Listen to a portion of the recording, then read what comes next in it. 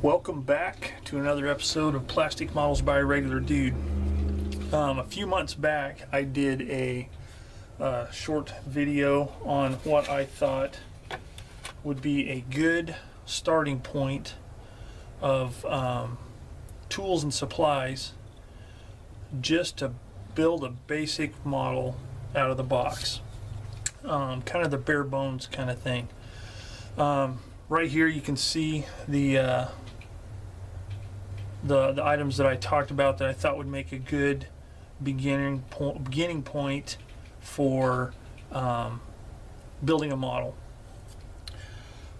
This is going to be kind of part two of talking about tools and supplies, and I'm going to lump it into my kind of what I call my beginner series for people who are just getting into the hobby. So let's take a look at what we had before. A hobby knife for cutting, trimming, etc. Tweezers for holding small parts. Not necessary, but a good idea to have. You can cut parts from the sprues with the knife, but this just makes it a lot easier, and I demonstrated how it makes it easier in that other video. Clamps for holding certain parts together, say for instance wings on aircraft, and that's pretty much it for actual tools. Then you would obviously need cements and glues. Some of the ones I talked about was the Tamiya extra thin, which is one that works really well. Model Master liquid cement, it's a liquid as well, but it's a little bit thicker than the Tamiya extra thin, which means that you can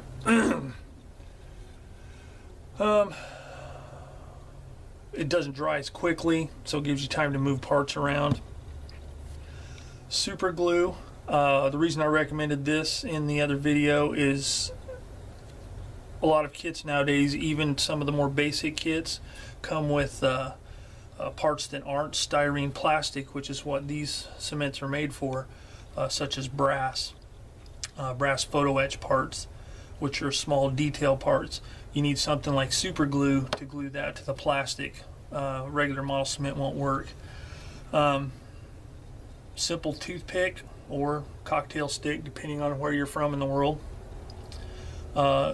Something as simple as this to apply the super glue, so you don't get it all over the place. You can put it exactly where you want. And then once you have the model assembled, unless you want to leave it in the bare plastic, you'll need some paints. Some of the examples I talked about were Tester's Model Master enamel paints, which needs thinner, mineral spirits, turpentine, something like that, to clean your brushes and to thin it. Or you could use something like Tester's Model Master also has an acrylic line, or you could use something like Vallejo's Model Color or Model Air paints. And these are water cleanup, so a little bit easier to use, and these don't have any fumes compared to this, especially when you crack open the bottle of thinner. And then obviously you're going to need paint brushes, and in that other video I talked about the importance of tip shape and size and so forth. So those were the things I talked about in my first video concerning tools. So today I want to talk a little bit about additional tools that would help make your modeling journey a little easier. Again, these tools aren't necessary, but you might find later on that they are necessary depending on how in depth you get into building your kits, and as your skills progress, you're going to want to try different things, and these will kind of help do that. So let's talk about tools first, and then I'll talk a little bit about some of the other supplies you can use. I'll start with tweezers. There's another type of tweezer that you can use that it's kind of spring loaded. So when you squeeze it together and you release it, it holds the part. It comes in handy for painting. That's what I use it for mostly, is for painting. Even cleanup, on a smaller part, you can use this to help hold it. Less chance of cutting yourself. Just makes it a little more stable. So spring-loaded tweezers, that's a good idea. Then we have what's called a pin vise.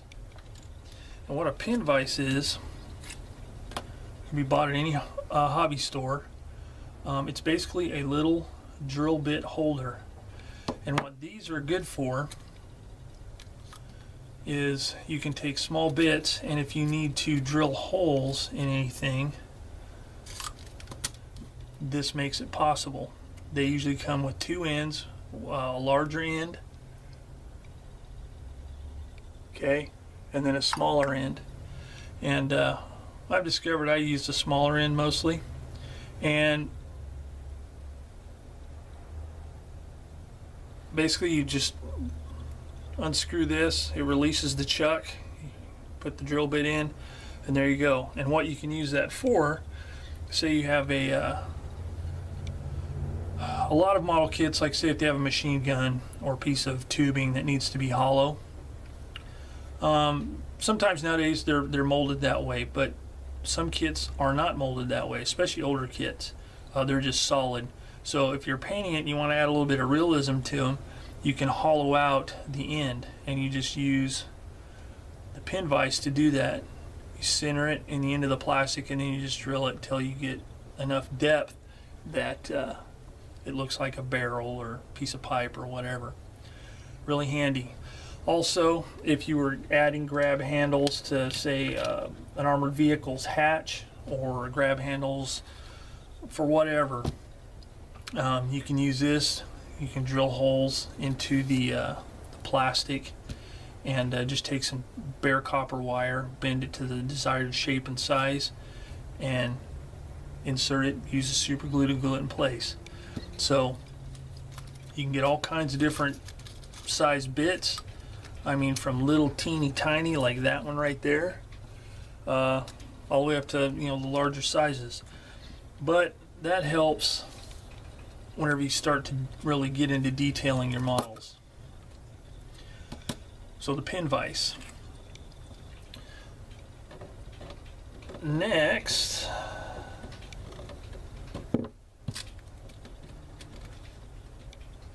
let's talk about razor saws. This is an X-Acto razor saw. They're not very expensive, very, very fine teeth. And you can use this for cutting plastic, obviously. You can also get miter boxes for them. They're not very much. Will help you cut, 90-degree angles, 45-degree angles.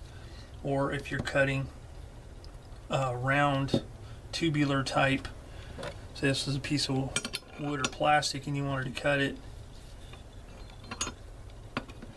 like that, it's going to give you a nice square end. So a saw and miter box, pretty handy to have. Again, these are items that you can buy at your local hobby shop if you have one. If not, you can buy them online. Talked a little bit about clamps last time, which I talked about clothespins, just the regular old wooden spring type clothespins. Okay, some others that are handy. Binder clips. This is a binder clip. This is a small size, and there are larger sizes. There's some even bigger than this, and I believe there's some smaller than this, but you can use them for different things. These have quite a bit more clamping power than clothespins, which is helpful in some ways. Sometimes it's a little too much pressure, so you want to choose the appropriate tool for the job. Then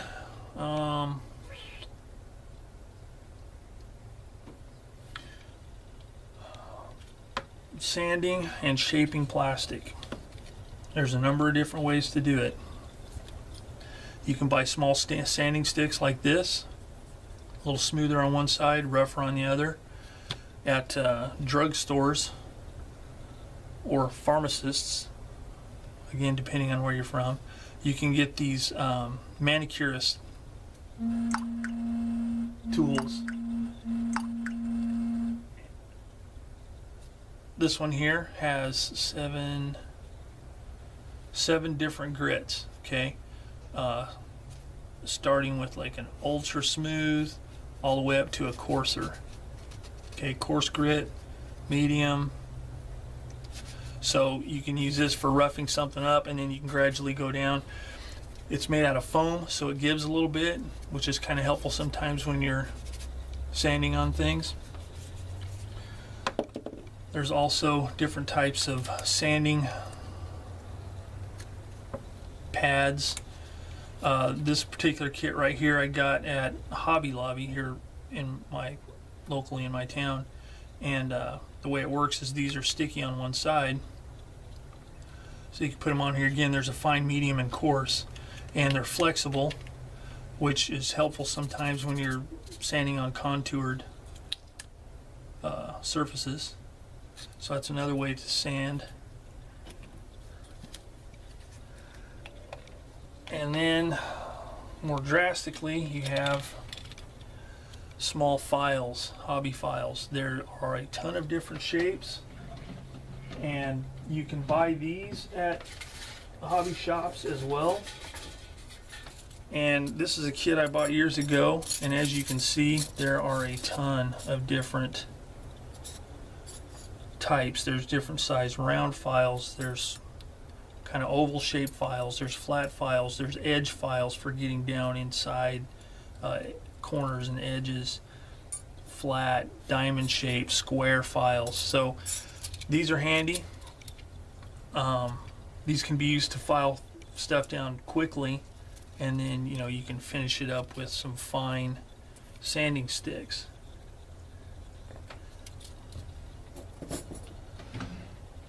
Next, another type of clamp I almost forgot. These are made by X-Acto, so they're available at most places that carry X-Acto hobby supplies, knives and so forth.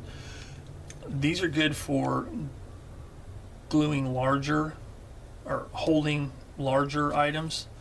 These come in two sizes, small and a large, and they basically work off of friction. You'd put your item in like that, slide it forward, hold it tight, and then just slide this angled stop here, and it holds it into place. And then whenever you're ready to release it, you just kind of push on the end there, and it moves freely again.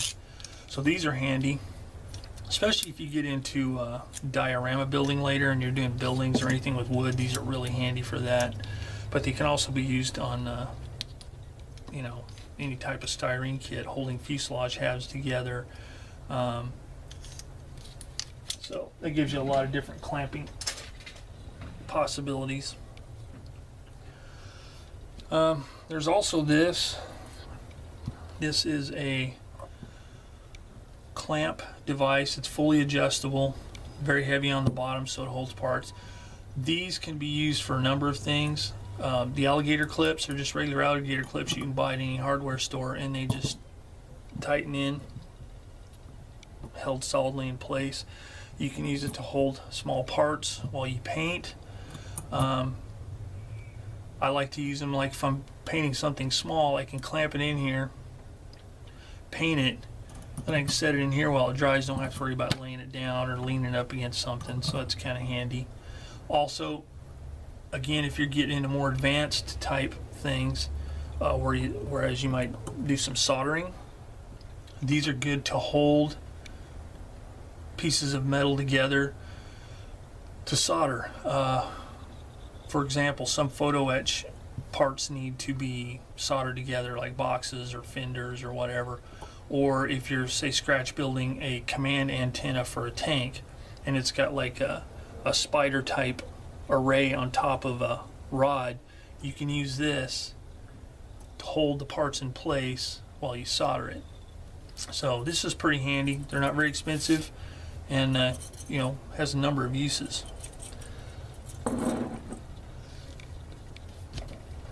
Another item you'll find sometimes that you'll need to measure stuff. And I got this small General brand stainless steel scale. Has inches on one side, millimeters on the other, which is really handy. For model work, millimeters is really nice just because it's a little bit finer than the inches. This particular one only goes down to 1/16 of an inch. And I found that millimeters usually covers just about anything I need to do. But if you need to measure something to cut or whatever, that is handy. In addition, something else that's kind of nice, these are a little more expensive but they can be found for a decent price, is a dial caliper. They come in digital and they come in analog, I guess you'd call it. This one here works off of, this will do 64ths of an inch. Lines up really nice on 64ths of an inch. It also does millimeters with this little pointer. And what these are nice for is, recently I used this to cut some masks for a wheel. And let's say this is the wheel and I need to measure it. You can measure it with just a regular scale, okay, and you can get a good estimation. But it's really hard to get dead center, so if you're wanting a really precise measurement, it's going to be kind of tough. There's more margin for error measuring a circle with something like this.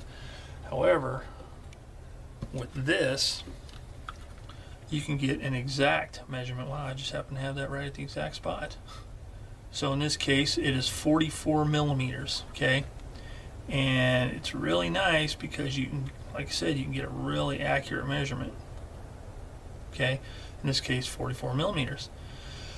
You can also, using the other side, you can measure the inside of a circle. Like say you were doing a wheel, you're making masks for a wheel to paint it, you can use this to measure it.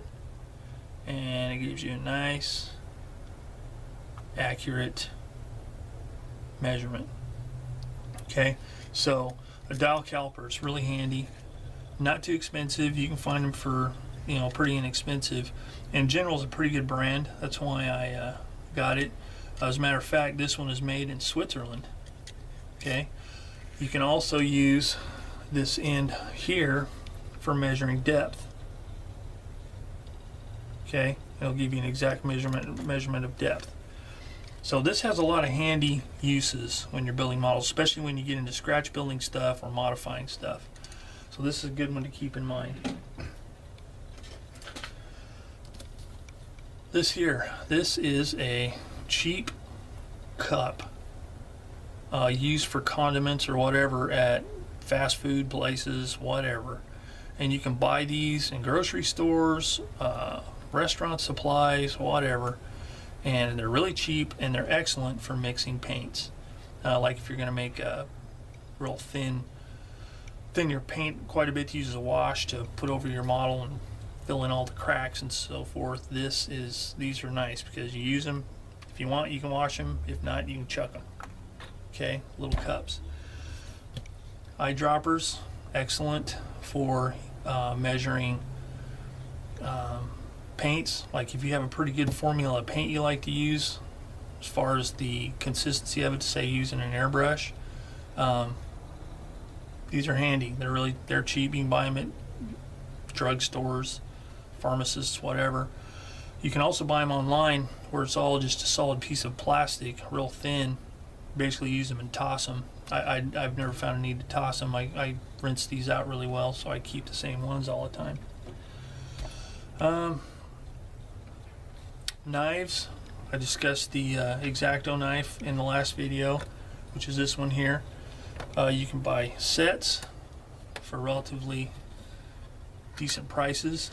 Have an array of different type of blades, larger handles with larger blades. As you can see from the discoloration on these blades, I've had this set for a long time. I don't use all these very much, but it's kind of nice to have them if I do need them. Worry about poking your hand when you stick your hand in the drawer to get a knife. And let's see, here's another tool I recently purchased, and this is a circle cutter. And this is nice if you like to, if you need to make round masks. That's the primary purpose I bought this for. Painting the wheels on an armored vehicle can be very tedious. You know, you've got 8 wheels on a side. That's 16 wheels you have to paint, and it's a pain. So with something like this, you can lay out a piece of tape, set your size using the dial caliper or the metal scale, ruler, whatever you want to call it, and you just go to town, cut a bunch of masks, stick them all on there, paint all your wheels at once. So this is kind of nice. I found this on the internet, a company called FlexiFile.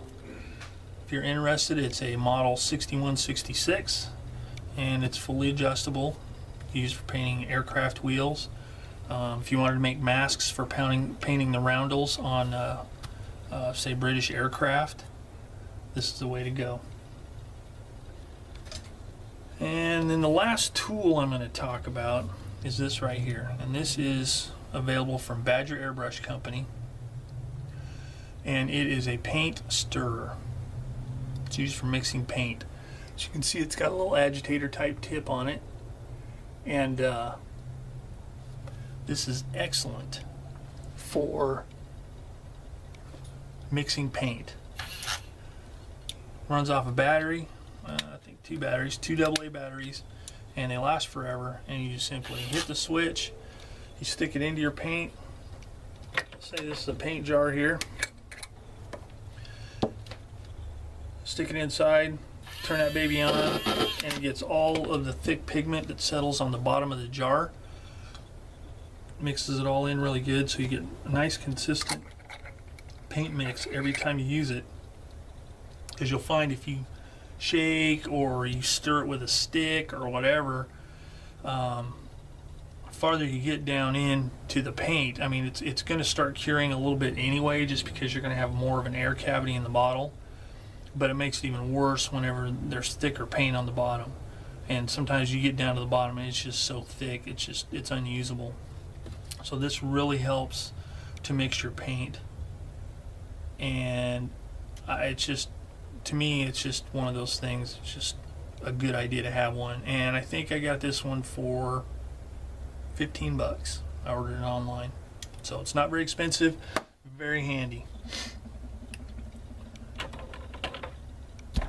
Okay, and then the last 2 items I'm going to talk about are more in the supply category, and one of them is good old white glue. I think it's called PVA glue. This is Elmer's brand school glue. They're pretty much all the same as far as what they're made out of. Some are kind of a yellowish tint, and those tend to be a little bit thicker in my experience, which is fine, but this dries clear, and there's lots of uses for it. You can use it for gluing canopies on aircraft, and when it dries you can't even see it. Sometimes you can use it as a temporary hold on something while you're building the kit, and if you need to hold something in place, this works good because, you know, it'll hold styrene, but then you can break it loose fairly easily, either with water, or sometimes it'll just come off, and then the glue will flake off of styrene as long as there's not a lot of texture. So this is really handy to have. I mean, good grief, you can buy these things for 50 cents during the back to school season at the office supply stores, so good thing to have. And if it dries up, it's cheap to replace. And the last thing I'm going to talk about is putty. And there's lots of different putties, and there's lots of different opinions about what putty works the best. Now, there are model specific putties such as this one here. This is Tamiya basic type, and it is a gray color. Tamiya also makes a white. There's another brand called Squadron that they make a white and a green. and I'm sure there's tons of others that I'm not thinking of. But putty, after you start getting a little bit more into building models and you're wanting to perfect your skills, putty will become necessary, especially on, say, aircraft. If you have an airplane that, say, the seam along the back, along the spine of the fuselage isn't like perfect, you can use a putty to fill that seam. Then using the sanding sticks or the sanding pads or whatever you have, you can sand that smooth, and then you'll have a nice even flush surface. So, you know, putties, you will find that putties have a ton of different uses.